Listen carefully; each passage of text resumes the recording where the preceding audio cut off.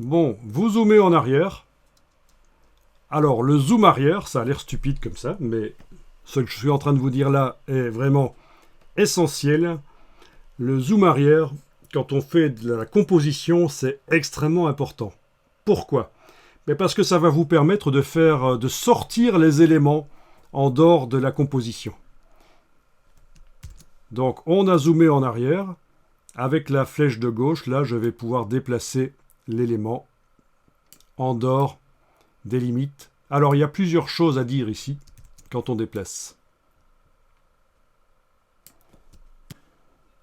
Voilà, il y a plusieurs choses à dire. C'est que quand vous déplacez, vous pourrez remarquer que vous ne pouvez pas le positionner librement. Vous avez des lignes roses qui apparaissent.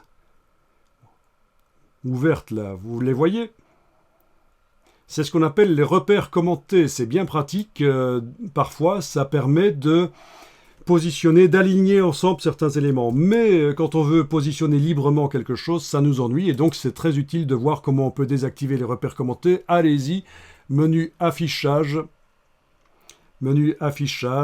grille et repères.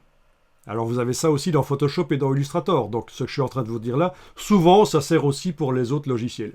Affichage, grille et repères, si vous décochez repères commentés, en principe, mais je ne suis même pas encore sûr, parce qu'il y a peut-être encore autre chose à bouger.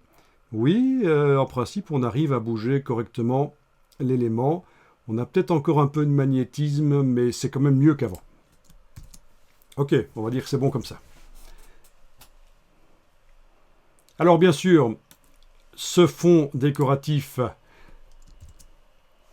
le calque, on va le faire passer en dessous du calque texte. Donc dans la palette des calques, vous prenez le calque par sa partie ici droite à droite du nom et vous le déplacez sous le calque texte. Voilà. Du coup, vous avez le fond en couleur qui est passé derrière le texte. Logique.